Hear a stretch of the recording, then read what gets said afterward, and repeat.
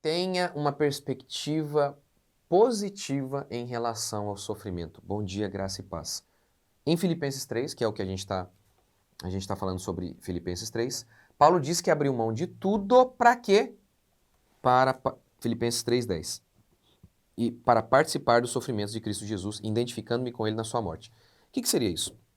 William Hendrickson, um comentarista muito respeitado, diz o seguinte: assim, quando o apóstolo Paulo anseia tornar-se paulatinamente conformado à morte de Cristo, isso tem sido interpretado como sendo a ânsia de morrer crucificado ou pelo menos morrer como um mártir. Engraçado porque o historiador Justo Gonzalez diz que houve uma época na igreja, lá no começo, em que a igreja sofria perseguição absurda de morte, que havia um debate se os crentes deveriam procurar a morte ou não. Havia um debate se aquele crente que ele foi corajosamente até o Império Romano e para ser decapitado, será que aquilo ali valia? Ou não, eles deveriam apenas esperar? Ok, eu não deveriam, eu acredito que a gente não deveria buscar a morte. Mas é interessante o debate, não? Olha a perspectiva deles. Tudo bem porque a época era diferente, mas no sentido de que ali já havia... As perseguições continuam, tá? A verdade é essa. E muito cruel até, muito cruel. Tentativa de prender a gente, isso aí continua. Mas enfim, mas ali estava morrendo muita gente, naquele contexto de perseguição, e eles então debatiam se eles deviam, era honrado buscar ser um mártir, se facilitar as coisas para o Império Romano. Olha, que coisa isso, não? Que coisa. Olha, eu quero começar assim, ó. O historiador Legoff fala que durante a Idade Média havia um espírito muito aventureiro e desprendido pelas coisas materiais. Mas é óbvio, ele explica, naquela época, no sistema feudal, ninguém era dono da terra. Ninguém tinha nada, todo mundo era pobre. Ninguém tinha nada. Então, por isso, quando o Papa falou assim, olha, aqueles que quiserem ir para Jerusalém, tomar Jerusalém dos muçulmanos, receberão perdão de seus pecados. Todo mundo falou, oh meu Deus, eu quero. Se você oferecer isso hoje aqui, olha, venha e receba perdão. Ninguém quer. Ninguém quer. Se for oferecer uma casa na praia, eles querem. Mas por que era daquele jeito? Porque ninguém tinha nada. Então a vida era muito difícil. É a partir da Revolução Industrial que um nível de riqueza, como nunca existiu antes na história humana, passa a ser a rotina. O mundo ainda tem muita pobreza, mas diminuiu muito, muito, muito e muito, muito. Tanto que o Theodore Dalrymple, por exemplo, um psiquiatra, ele fala que um britânico médio hoje vive melhor do que um monarca absolutista francês de épocas passadas. Ou seja, então na Idade Média, e na época da Igreja Primitiva também, muita pobreza, essa ausência, a vida muito desconfortável, ela faz mesmo que haja uma facilidade maior, talvez, para se desprender daquilo que você de fato nem tem. Mas, hoje a gente tem muito conforto. Pense, por exemplo, você tem água encanada, não existia. Antigamente, talher. Talher era coisa de rico. Banheiro em casa era coisa de rico. Ninguém tinha banheiro. E depois passaram a ter banheiro em casa, mas o banheiro ainda era fora. E era um buraco no chão. Enfim, era terrível. Não é como é hoje. Então a vida hoje é muito mais confortável. O que a gente tem... imagine a luz. Thomas Edison inventa a lâmpada incandescente. Antes disso, durante toda a história humana, é vela, lampião, sei lá o quê. Em Roma, por exemplo, um dos motivos do incêndio foi isso. Eu sei que tem gente que fala que foi o Nero que pôs fogo em Roma. Tudo indica que não, um acidente, e era provável mesmo.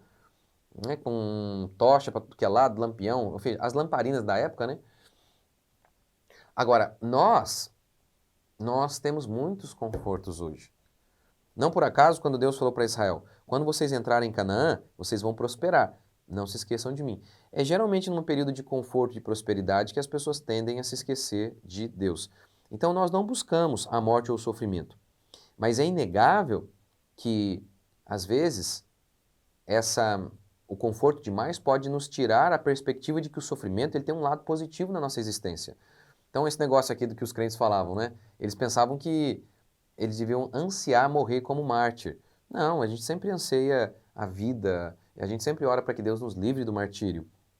Mas é inegável, isso não então como William Hendrickson você falou, tinha gente que lia esse texto e pensava que Paulo estava dizendo que eles deveriam desejar ser crucificados. Não, eu não acredito que seja isso. Mas é inegável que uma atitude até positiva por parte de Paulo era vista em relação ao sofrimento. Uma atitude positiva. Vejamos um exemplo, que é o de Moisés. Hebreus declara que Moisés deixou tudo para sofrer com o povo de Deus no meio do deserto. Então, essa atitude positiva em relação ao sofrimento, em que sentido? Paulo diz, olha, puxa, eu abri mão de tudo para sofrer com Cristo. Um dos motivos, Tiago declara, tem de motivo de toda alegria o passardes por várias provações, sabendo que a provação da vossa fé, uma vez confirmada, produz perseverança. Então, o sofrimento, ele produz alguma coisa em nós. O sofrimento, ele nos quebranta e ele nos aproxima mais de Deus. Então, por isso a gente vê o sofrimento uma perspectiva positiva. A gente não corre para o sofrimento, mas a gente vê sim o sofrimento com olhos mais positivos, porque a gente entende que Deus usa o sofrimento para nos moldar e para nos aproximar mais dele, para que possamos conhecê-lo. Não é por acaso que está aqui, ó, conhecer Jesus, o poder da sua ressurreição e o sofrimento, porque está meio inseparável, porque para conhecer o poder de ressurreição tem que morrer. Morrer é sofrimento. Então, como conhecer Cristo, conhecer o seu poder, estão inseparáveis de sofrer com Cristo. Então, essa perspectiva essa atitude mais positiva em relação ao sofrimento, ela é muito importante, porque a vida, ela é sofrimento o tempo todo. A vida é sofrimento. E você, ao invés de ficar o tempo todo querendo fugir do sofrimento, como alguns fazem, e fogem por várias maneiras. Primeiro que por meio de drogas, legais e ilegais, bebida, sexo, pecado, enfim. Através de por vários meios, as pessoas podem fugir do sofrimento. E o sofrimento, ele é real e a gente precisa aprender a lidar com ele.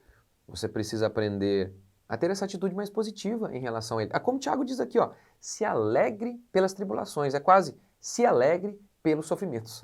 Se alegre pelas tristezas. É mais ou menos isso. Então tenha essa atitude mais positiva em relação ao sofrimento, porque Deus está usando o sofrimento para moldar você, para que você conheça Cristo. E essa atitude mais positiva, ela vai fazer com que você seja mais forte na vida. Nós somos a geração do mertiolate que não arde, né? Mertiolate, né? Lembra antigamente, que era mais novo aí?